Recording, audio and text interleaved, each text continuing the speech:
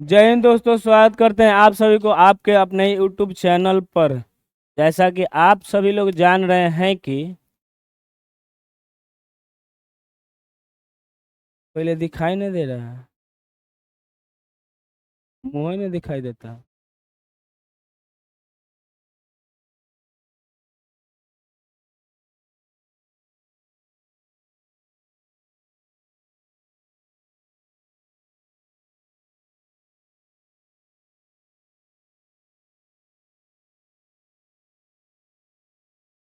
ये जो है दूसरा पार्ट है भक्ति आंदोलन के इतिहास का। यह जो है मध्यकालीन इतिहास का भाग है।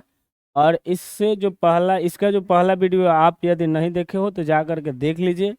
आज हम लोग जो है इसका प्रमुख प्रमुख भाग जो है करेंगे, जिससे प्रश्न सीधा सीधा जो है उन उन टॉपिकों से प्रश्न जो है एग्जामिनर बनाते हैं। तो यह जो है भक्ति आंदोलन आप लोगों को यहाँ पे दिखाई दे रहा होगा। तो इसके बारे में हम लोग अभी फिर से चर्चा एक बार करेंगे। अभी यहाँ तक कहाँ तक पढ़ लिए थे हम लोग? इष्ट देव इच्छा पूर्ण ये हो गया था, ये भी हो गया था। हाँ, यहाँ हम बता दिए थे कि भक्ति आंदोलन का एक सुदृढ़ स्वरूप देने का मतलब तो श्रेय किसको जाता है? तो शंकराचार्य को। किनको जाता है? शंकराचार्य को। किनको जाता है? शंकराचार्य को। किनको जाता है? कोई दिक्कत? और इन्हीं शंकराचार्य के बारे में सबसे हम लोग पहले पढ़ते हैं कि आखिर शंकराचार्य जो है क्या क्या काम किए थे भक्ति आंदोलन के लिए। समझ में आया कि नहीं? हम कल बताए थे मूर्ति पूजा का खंडन, उपासना। ये लोग ये भी बताए कि किसी भाषा के प्रार्थना लिखने से लोग भगवान किसी भाषा के प्रार्थना को नहीं समझते हैं, बल्कि वह हृदय की भाषा को समझते हैं। तो यह है शंकराचार्य हैं। ये कौन है? शंकराचार्य। इनके बारे में। और यहाँ ध्यान दो, मोबाइल चुपचाप नीचे रख दीजिए, अन्यथा समझते ही हैं। समझ में आया कि नहीं?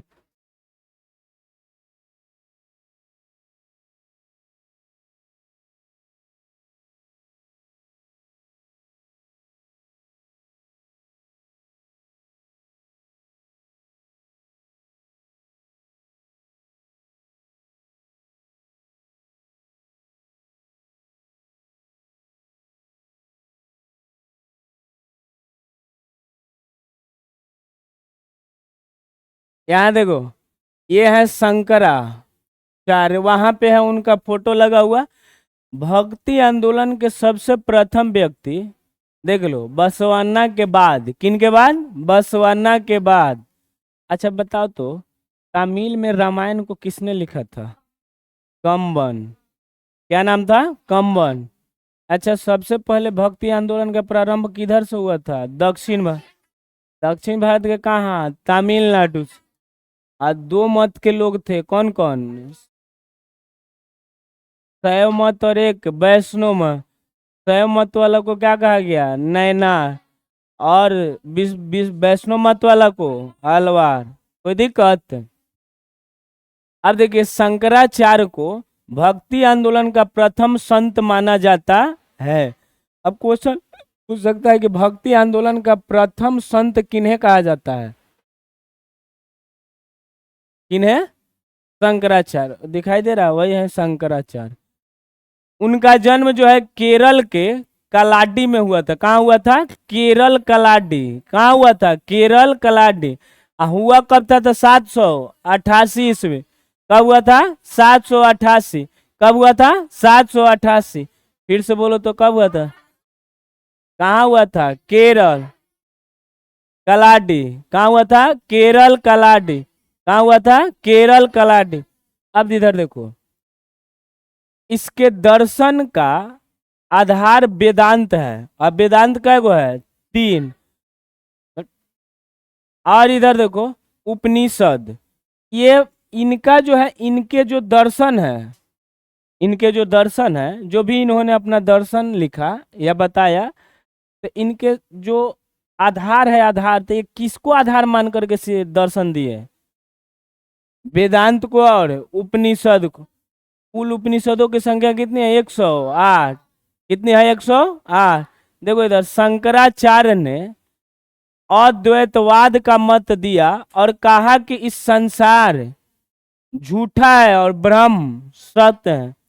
ये बात क्वेश्चन पूछता है, इसमें से एक ही को बातें पूछेगा ना। जन्म कभी कभी पूछता है कि शंकराचार्य का जन्म किस क्षेत्र, किस राज्य में हुआ था?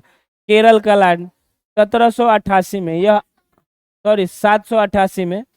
लेकिन यह बात अवश्य पूछता है कि अद्वैतवाद के प्रतिपादक कौन थे? तो शंकराचार्य। कौन थे? शंकराचार्य। पहला प्रश्न यह पूछेगा, अद्वैतवाद, अद्वैतवाद के प्रतिपादक कौन थे? तो शंकराचार्य। कौन थे? शंकराचार्य। अभी आते हैं आगे, पहले यहाँ जितना बता रहे हैं, बिना बताए हुए हम नहीं जाएंगे। हमें मालूम है कि तुम बहुत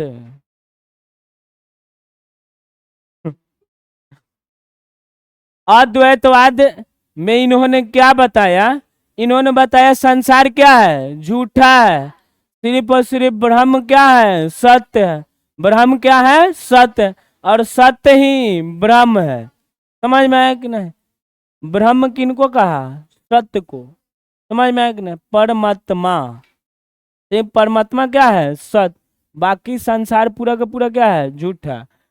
दूसरा बात, दूसरा क्वेश्चन यह है, इसमें दो ही को पॉइंट ही याद रखना है। एक, अद्वैतवाद के प्रतिपादक शंकराचार्य। कौन थे? शंकराचार्य। और स्मृति संप्रदाय के संस्थापक शंकराचार्य। स्मृति संप्रदाय के संस्थापक शंकराचार्य। दो बात याद हो गया? कितना बात याद हुआ? दो।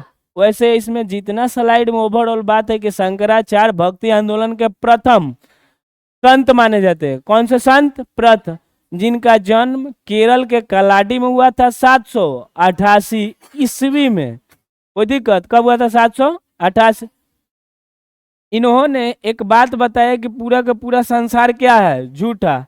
लेकिन सिर्फ और सिर्फ ब्रह्म क्या है? सत्य। ब्रह्म क्या है? सत्य। अच्छा एक और बात बताओ, अद्वैतवाद के प्रतिपादक कौन है? शंकराचार्य। अद्वैतवाद विचारधारा किनका था? शंकराचार्य। समझ में आया कि नहीं? और दूसरा बात यह है कि स्मृति क्या है? स्मृति संप्रदाय के संस्थापक कौन थे? शंकराचार्य। कौन थे? शंकराचार्य। तो इतना बात याद रहेगा। अब देखो थोड़ा सा अद्वैतवाद के बारे में देख लेते हैं कि आज की अद्वैतवाद कहते किसको है। समझ में आया कि नहीं आया? बेचारी सोच रही है कि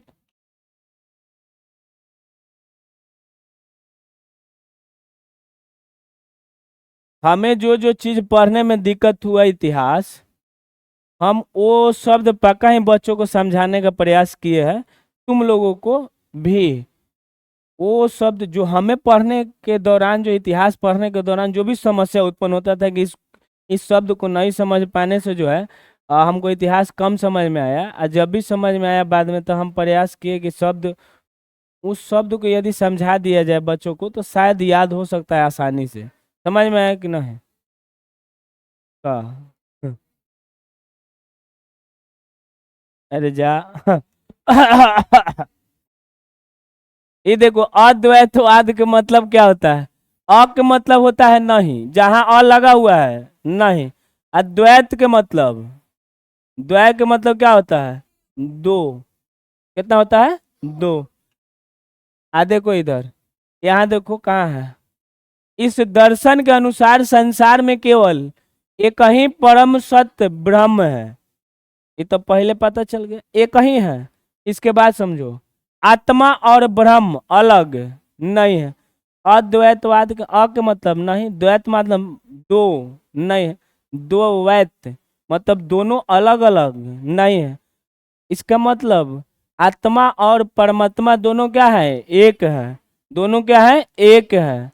मतलब आत्मा भी परमात्मा का भाग है। यह किसने बताया? शंकराचार्य।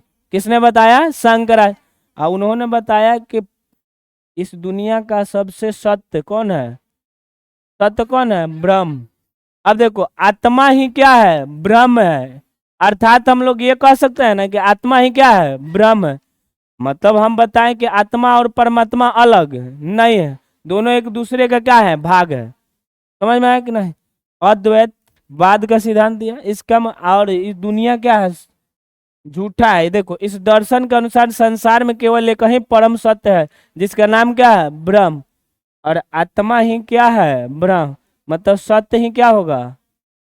तो देखो, आत्मा भी क्या है? सत्य ही है। यदि ब्रह्म सत्य है तो आत्मा ही सत्य। तो दिक्कत, इसके बारे में सिर्फ एक ही बात याद रखना है कि आत्मा और परमात्मा एक दूसरे का क्या है? भाग है। आत्मा और परमात्मा अलग नहीं है, दोनों क्या है? एक ही है। ऐसा बताया गया कि परमात्मा का ही सूक्ष्म भाग या छोटा भाग क्या है? आत्मा। कोई दिक्कत? परमात्मा ब्रह्म को कहा गया है, आत्मा जीव को कहा गया। समझ में आया कि नहीं? भगवान तो नहीं है। अद्वैतवाद के सिद्धांत किसने दिया? शंकराचार्य। स्मृति संप्रदाय के संस्थापक कौन थे? शंकराचार्य। कौन थे? संघ। जन्म कब हुआ था? 788। कहाँ? केरल। और केरल कलाडी में। कोई दिक्कत? इतना बात याद रखना। और इसके बाद जो समझा रहे हैं ये भी, इससे भी क्वेश्चन पूछता है। शंकराचार्य ने दक्षिण भारत में भक्ति आंदोलन को, देख लो, बौद्ध और जैन धर्म के प्रभाव को कम करने के लिए क्या किया था? शुरू किया था। शंकराचार्य यदि भक्ति आंदोलन को शुरू किए, इसका मुख्य कारण क्या था? इसका प्रमुख या मुख्य कारण था कि दक्षिण भारत में जो बौद्ध और जैन धर्म का प्रभाव जो बढ़ रहा था। समझ में आया? लोग उतना ही है और प्रभाव बढ़ रहा है, मतलब हिंदू धर्म के अधिक से अधिक लोग क्या है? धर्म परिवर्तन या इन धर्मों को क्या कर रहे हैं? अपना रहे हैं। क्या कर रहे हैं? अपना रहे हैं। समझ में आते? इसके प्रभावों को कम करने के लिए अब देखो, 820 ईस्वी में हिमालय की तलहटी में स्थित केदारनाथ में मात्र 32 वर्ष की आयु में इनकी क्या हो गई? मृत्यु। जन्म हुआ था 700, अब मृत्यु हो गया 820। कब हुआ है? 820। लेकिन ये हिमालय की तलहटी तो उत्तर भारत में है। जन्म कहाँ हुआ था? कहाँ हुआ था? यहाँ हुआ था कि नहीं? आप जन्म, मृत्यु कहाँ हो रहा है? या हिमालय के तलहटी वाले क्षेत्र में। कब हो रहा है? 1800, 820। कोई दिक्कत? अब मात्र 32 वर्ष की उम्र में इनकी मृत्यु हो गई। खैर, इतना बात तो समझे, लेकिन अभी और जानो इन्होंने किया और क्या क्या। इन्होंने अपने विचार के प्रसार के लिए भारत के चारों दिशा में पीठ या मठ का क्या किया? निर्माण। अपने विचार को प्रचार करने के लिए भारत के चारों दिशा में एक एक मठ का स्थापना किया। मठ, मठ, मठ के मतलब आध्यात्मिक केंद्र होता है। क्या होता है? आध्यात्मिक केंद्र। समझ में आया? हाँ, भक्ति आंदोलन में चलाए जा रहे वो अपने विचारधारा को मतलब फैलाने के लिए बहुत सारे अनुयायी को क्या करे? चुने। और वो रहने वाला एक स्थान होता है मठ। समझ में आया? आश्रम जैसा कह सकते हैं। तो 4 मठ का उन्होंने क्या किया? निर्माण किया। कितने मठ का? 4। अब देखो, ये 4 मठ था कौन कौन है? इससे हमेशा प्रश्न पूछता है। जैसा अभी बताया ना कि अद्वैतवाद से पूछेगा। और यह किस संप्रदाय को स्थापना किए तो उसके बारे में भी पूछता है। तो किस संप्रदाय का स्थापना किए थे? स्मृति। किसका? स्मृति। अब यह देखो, बतावे करा, याद करना, याद करना। इधर देखो, जैसे स्मरण क्षमता का मतलब क्या होता है? याद रखने की क्षमता। स्मृति मतलब वो भी याद रखने का क्षमता। इधर देखो, उत्तर भारत देखो, उत्तर, ए भारत के उत्तर भाग में, तो भारत का उत्तर भाग यदि देखते हैं, ये मान लो कि बीच सेंटर है, कौन सा है, बीच सेंटर। तो उत्तर में यदि देखे तो ये है, उत्तर में कौन है, ज्योतिष मठ, कौन सा है, ज्योतिष मठ। कहाँ है, बद्रीनाथ उत्तराखंड में, कहाँ है, बद्रीनाथ उत्तराखंड। ये वही लगले है जो दक्षिण भारत में, तो श्रृंगेरी मठ कहाँ है, मैसूर कर्नाटक। श्रृंगेरी मठ कहाँ है, मैसूर कर्नाटक, कहाँ है, मैसूर कर्नाटक। अब यहाँ देखो, यदि हम लोग पूर्वी भाग में जाते हैं तो पूरी उड़ीसा में जिसका नाम है गोवर्धन मठ, क्या नाम है, गोवर्धन मठ। और यदि हम लोग ये पश्चिम आते हैं तो द्वारका गुजरात में है शारदा मठ, कौन सा है, शारदा। देखो मठ के नाम खाली सुनो, ये पूरब में कौन है, गोवर्धन मठ, और पश्चिम में शारदा मठ। बोलो तो पूरब में कौन सा है, गोवर्धन मठ। फिर से बोलो, पूरब में, पूरब में, और पश्चिम में शारदा, पश्चिम में शारदा, पूरब में गोवर्धन मठ, पश्चिम में शारदा। अब देखो पूरब में गोवर्धन मठ कहाँ है, पूरी सी उड़ीसा, कहाँ है, पूरी उड़ीसा। देखो गोवर्धन मठ पूरी उड़ीसा, एक साथ याद रखोगे। दूसरा इधर है शारदा मठ, द्वारका गुजरात, कहाँ है, द्वारका गुजरात। बोलो तो पहला, पूरब में गोवर्धन मठ, पश्चिम में शारदा मठ, द्वारका गुजरात, कहाँ है।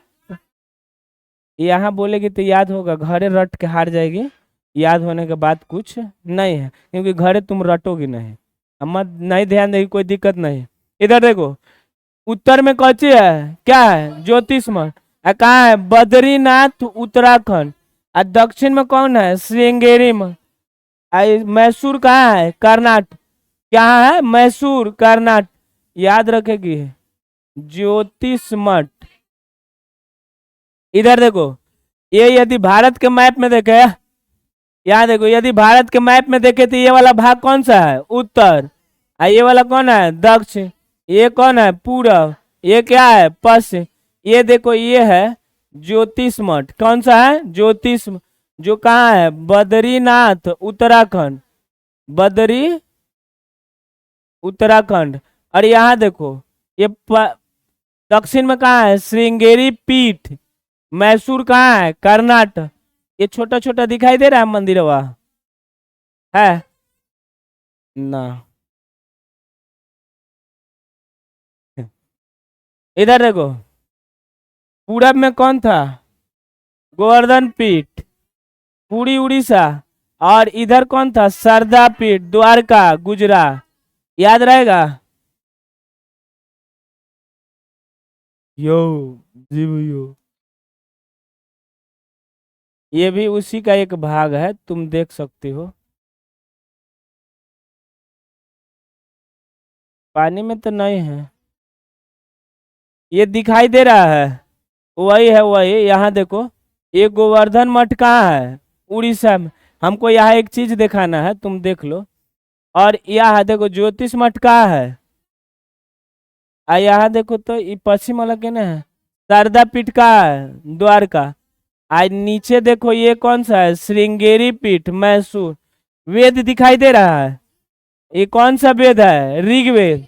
गोवर्धन में ऋग्वेद के चर्चा यहाँ पे अधिक हुआ। यहाँ कौन सा वेद, इधर कौन, सामवेद। देखो तो पूरब में ऋग्वेद, सामवेद, ऋग्वेद, ऋग्वेद इधर अथर्ववेद, यजुर्वेद, अथर्ववेद। समझ में आ गया, ऋष आय, ऋष आय।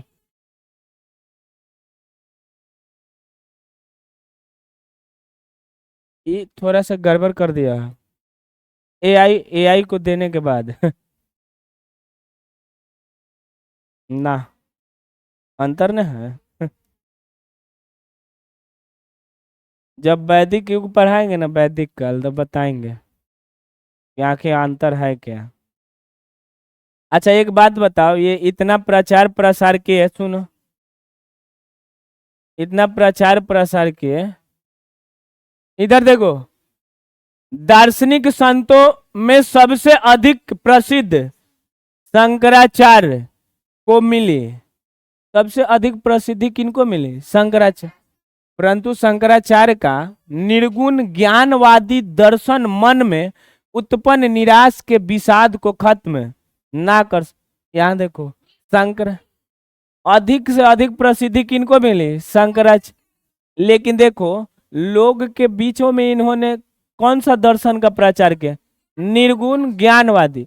ये बोले ना मूर्ति पूजा नहीं कर, समझ में आया? तो इसको निर्गुण भक्ति कहते हैं। अज्ञानवादी दर्शन मतलब आप ज्ञान की प्राप्ति करो, आपका क्या हो जाएगा? नहीं, पूजा संपन्न होगा, भक्ति क्या होगा? संपन्न। ज्ञान का प्राप्ति उन्होंने क्या बताया? मोक्ष का एक मार्ग। तो ज्ञानवादी हुआ कि नहीं? कैसा दर्शन हुआ? ज्ञानवादी। लेकिन इससे जो है बहुत लोग संतुष्ट नहीं हो, संतुष्ट हो पाए नहीं। तो लोगों के मन में जो भरा हुआ विषाद था उसको निकाल नहीं सके, और ना ही समान लोगों को सुग्राह हो सका, मतलब ना ही समान लोग जो आम लोग हैं वो लोग इसको ग्रहण कर पाए। बाद में देखो परिणाम क्या हुआ। अब कोई भी कुछ चला रहा है तो परिणाम होगा ना। कालांतर में संतों द्वारा अद्वैतवाद की आलोचना की गई, मतलब बाद में जाकर के संत ही आलोचना कर दिए। किसका? अद्वैतवाद का। और संतों द्वारा शंकर के अद्वैत मतलब शंकराचार्य के अद्वैत वाद के विरोध में दक्षिण में 4 नए मत की स्थापना की गई। 4 गो नया मत आया। देखो पहले तो बात लोग उतना अपनाए नहीं, क्योंकि यहाँ क्या था? भक्ति का जो प्रकार था निर्गुण भक्ति था। कैसा था? निर्गुण भक्ति।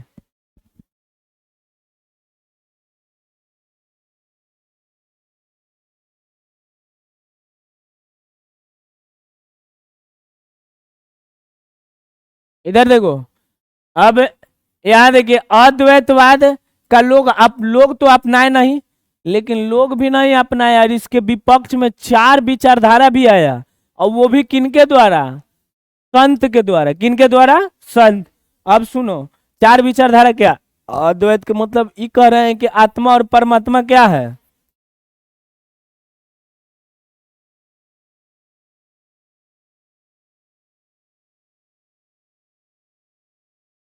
अलग अलग नहीं ना है। अब देखो ये लोग क्या कह रहा है, 4 को जो मत आया, सुनो इनके बारे में।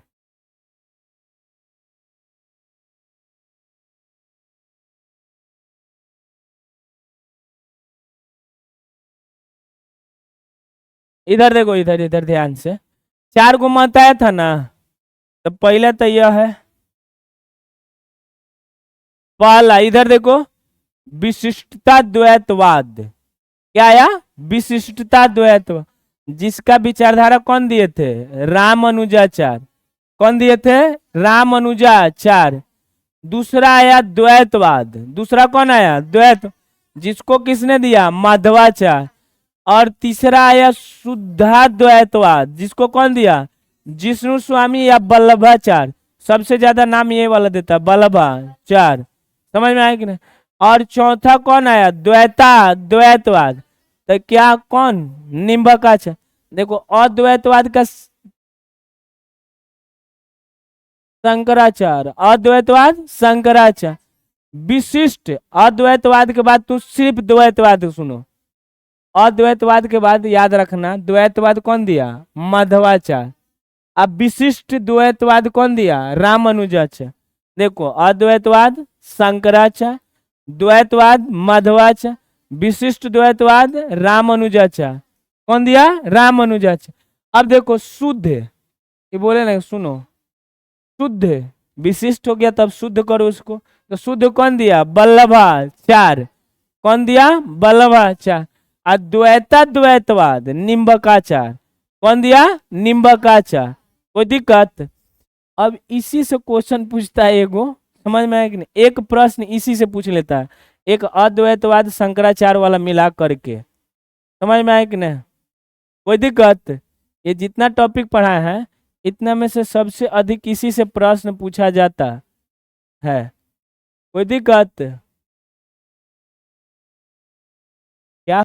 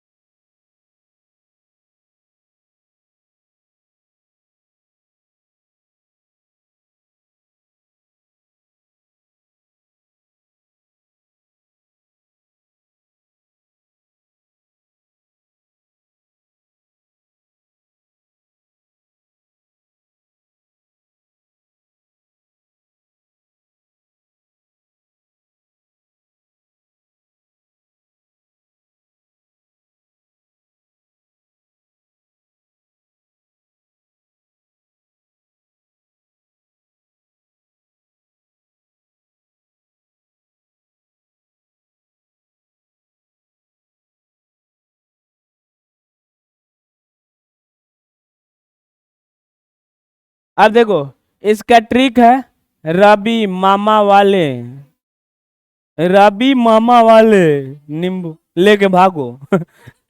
रवि मामा वाले नींबू लेकर के भागो।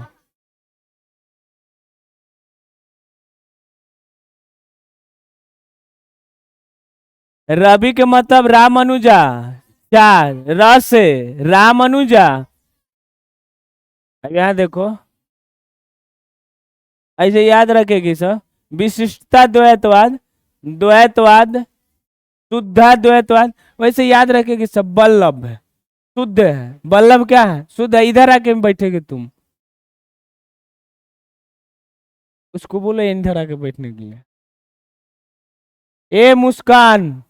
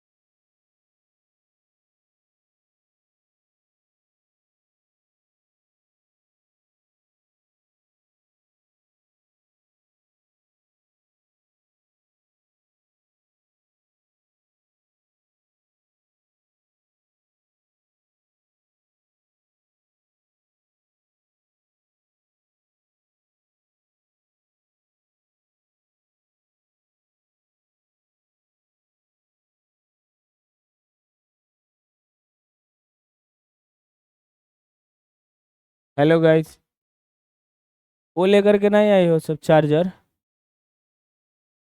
गरीबी का।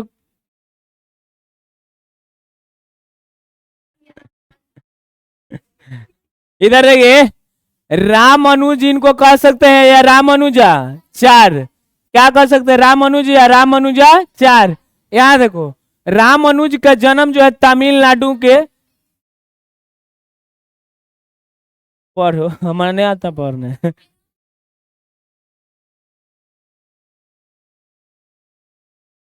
पेरम्बदूर, क्या नाम है, पेरम्बदूर। इधर देख, पेरम्बदूर, क्या हो गया, पेरम्बदूर। क्या नाम हो गया, पेरम्बदूर। क्या नाम हो गया, पेरम्बदूर। वे जो है सगुन धारा के वैष्णव संत थे। किस धारा के थे, सगुन। अच्छा बताओ, कोई सगुन उपासक जो है संत कभी निर्गुण उपासक संत को सपोर्ट कर सकता है? ये पहला बात तो करेंगे नहीं। करेंगे।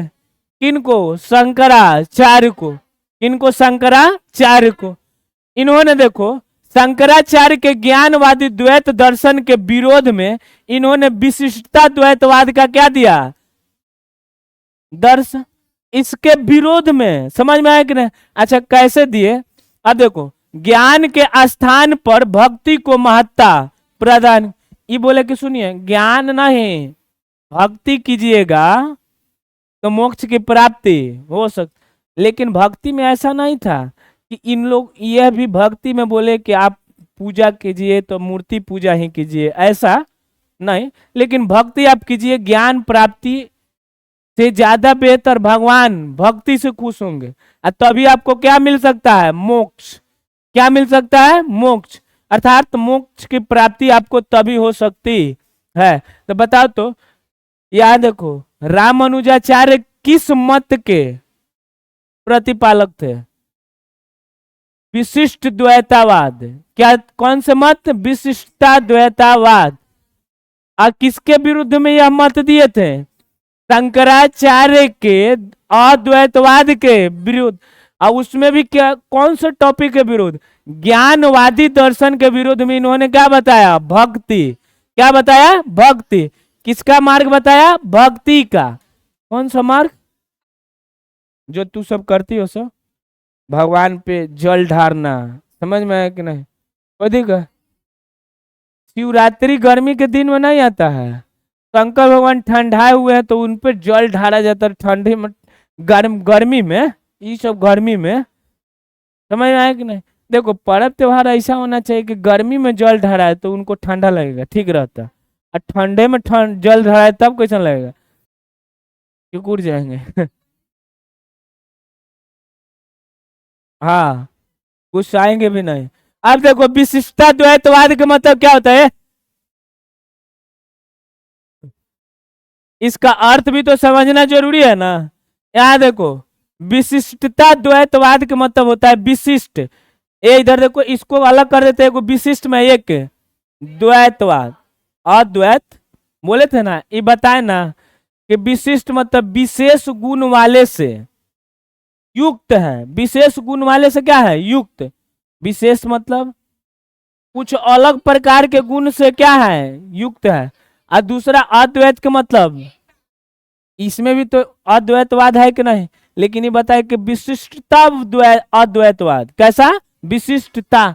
यहाँ टा लगा हुआ है ना, तो टा को अलग करोगे ना तो आ जाएगा। तो देखो, तो अद्वैतवाद अलग नहीं हो रहा है, इसमें भी अर्थात ईश्वर, जीव और जगत अलग होते हुए भी एक ही परम सत्य ब्रह्म के क्या है? अंग।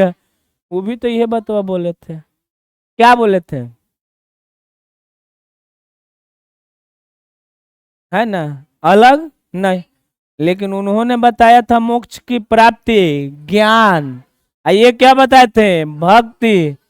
समझ में आया? क्या बताए थे? भक्ति। और ये बताए कि ईश्वर, जीव और जगत ये सब अलग हैं। समझ में आया कि नहीं? लेकिन अलग होते हुए भी क्या है? एक। अलग होते हुए भी एक है। वहां वो अलग कहबे नहीं किए थे, बोले हैं ऐसा बात, बोले हैं कि अलग है ना, ये बोले कि अलग होते हुए भी क्या है? एक है। वो बोले कि वो दोनों क्या है? एक है। वो दोनों क्या है? एक है। ये बोले कि नहीं, परमात्मा अलग है और आत्मा अलग है, लेकिन दोनों एक दूसरे से जुड़ाव संबंध रखता है। समझ में आया कि नहीं? कोई दिक्कत? तो यही था क्या? विशिष्ट अद्वैतवाद। विशिष्ट अद्वैतवाद। अब देखो इधर, रामानुजाचार्य की मान्यता थी कि व्यक्ति की आत्मा ईश्वर के साथ एकीकृत नहीं है। ये बोल रहे हैं कि रामानुजाचार्य बोले ना कि यदि हम बताते हैं कि व्यक्ति की जो आत्मा है ईश्वर के साथ एकीकृत मतलब मिला हुआ नहीं है, मिला हुआ नहीं है, फिर शंकराचार्य पे बाधा बने कि नहीं बने? अब इधर देखो, ये बताया कि आत्मा और ईश्वर का संबंध अग्नि और चिंगारी के समान है, ये हम मानते हैं। जैसे एक अग्नि दहन हो रहा है, आग पूरा ज्वलंत जल रहा है, एक चिंगारी है। ऐसा है कि एक ब्रह्म जो है, ब्रह्म का स्वरूप बहुत बड़ा है। तो एक आत्मा का स्वरूप चिंगारी के जैसा है, समझ में आया कि नहीं? ईश्वर पूर्णतः अमूर्त नहीं है। अमूर्त मतलब जिसे देखा नहीं जा, जिसको छुआ नहीं जा सकता।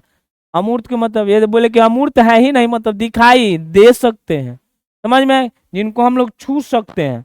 और वहां किसी भी प्रकार का आत्मा का आकार, परमात्मा के आकार का कोई चर्चा है नहीं। ये बोले और बात बोले, गुण और सौंदर्य से परिपूर्ण है, मतलब उनके पास गुण भी है और सौंदर्य भी है, समझ में आया कि नहीं? वो एक प्रकार से दिखते भी हैं विशिष्ट रूप में, समझ में आया कि नहीं? तो भक्ति का चर्चा, रामानुजाचार्य ने ब्रह्म सूत्र पर एक टिप्पणी लिखा था। कौन सा सूत्र पर? ब्रह्म सूत्र। वही ब्रह्म सूत्र, इस पे जो ब्रह्म सूत्र पे इन्होंने टिप्पणा, सॉरी, टीका लिखा था, उसका नाम क्या है? श्रीभाष। क्या नाम है? श्रीभाष। क्या है? और यहां देखो, और इस टीका में उन्होंने कहा कि शूद्र ईश्वर की कृपा से मोक्ष प्राप्त कर सकता। समझ में आया कि नहीं?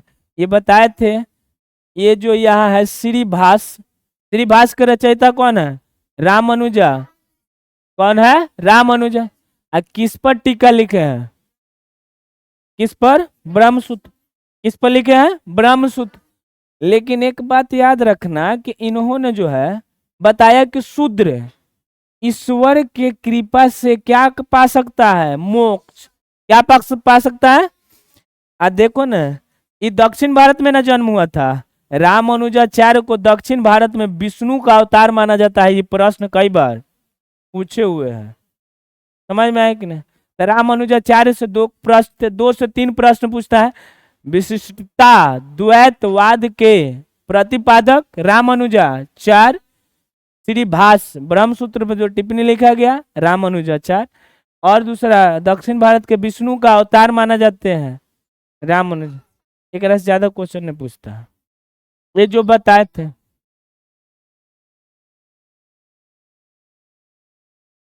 अरे पहले वर्ण व्यवस्था था, समझ में आया कि नहीं? वर्ण व्यवस्था समझते हैं? हाँ, वर्ण वर्ण व्यवस्था था। ये जो था श्रम पर आधारित था। किस पर आधारित था? श्रम पर। इधर देखो, मतलब इसके कार्य पे जो शासक वर्ग के थे, जो ज्ञानी थे या ज्ञान बांटते थे, उनको क्या कहा गया? ब्राह्मण। क्या कहा गया? ब्राह्मण। और जो शासक वर्ग के थे, जो या रक्षा सुरक्षा करते थे, उन्हें क्या कहा गया? क्षत्रिय। क्या कहा गया? और इधर देखो, तीसरा जो है व्यापार वर्ग के जो था, उनको क्या कहा गया? और देखो, जो सेवक था उसको क्या कहा गया? शूद्र। क्या कहा गया? शूद्र। कोई दिक्कत? हाँ, बोले कि शूद्र, बाकी सब ठीक है सब। ये सिर्फ और सिर्फ ईश्वर के द्वारा ही मोक्ष प्राप्ति, बाकी दूसरा मार्ग नहीं है। समझ में आया कि नहीं?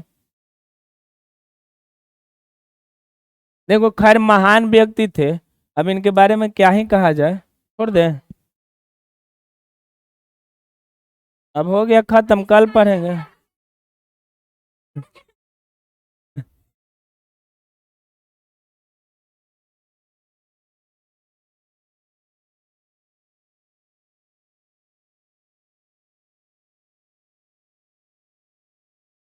3 मिनट सुना गया ना?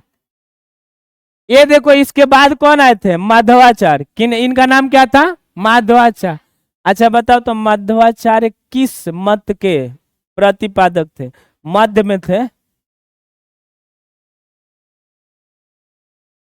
द्वैतवाद। कौन सा? द्वैतवाद।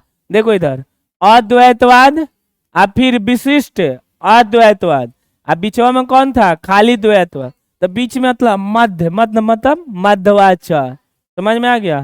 तो मध्वाचार्य जो है, मध्वाचार्य ने शंकराचार्य का, शंकराचार्य तथा रामानुजाचार्य दोनों के विचारों का क्या कर दिया? खंड। ये बोले कि तू दोनों लोग ठीक न है, हटाइए। समझ में आया कि नहीं?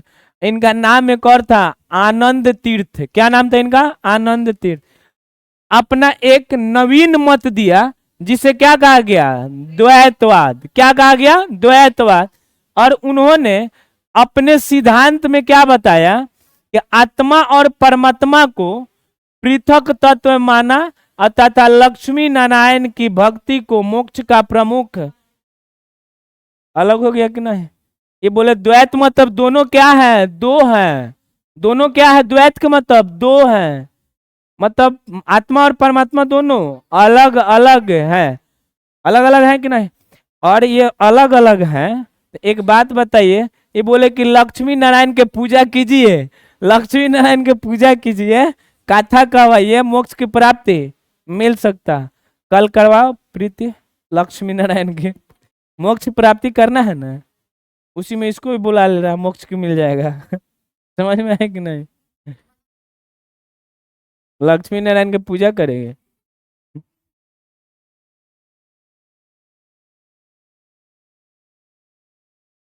ए यहाँ देखो, यहाँ एक बात तो यह है कि द्वैतवाद के मतलब ईश्वर और जीव सादा क्या है, अलग रह।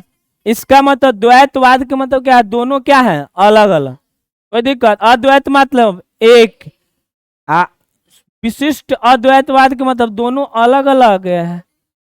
एक समझ में आया कि नहीं? शंकराचार्य, रामानुजाचार्य, माधवाचार्य का संबंध वेदांत दर्शन से है। अब देखो 12वीं शताब्दी में या सदी में शंकराचार्य के मत को कई विद्वानों ने क्या कर दिया, कच्च से उड़ा दिया। समझ में आया कि नहीं? जैसे तू सब बिहनिया का अपन जुबान तेज करती है सब करके, जुबान तेज करके कहाँ कहाँ भाजा देती है सब एकदम। हम लोग करते हैं लेकिन आराम से करते, तू सब तो बहुत धार लगाती हो सब, बहुत धार लगाती है सब। माधवाचार्य ने द्वैतवाद का मत दिया। और ये लास्ट बात है, अभी बताए थे ना, स्मृति संप्रदाय के संस्थापक कौन थे, शंकराचार्य। और ब्रह्म संप्रदाय के संस्थापक कौन थे, माधवाचार्य। कौन थे, माधवाचार्य। कौन थे, माधवाचार्य। अब इन निम्बकाचार्य कल पढ़ेंगे। आज के लिए इतना है, बहुत बहुत धन्यवाद। जय हिंद, जय भारत।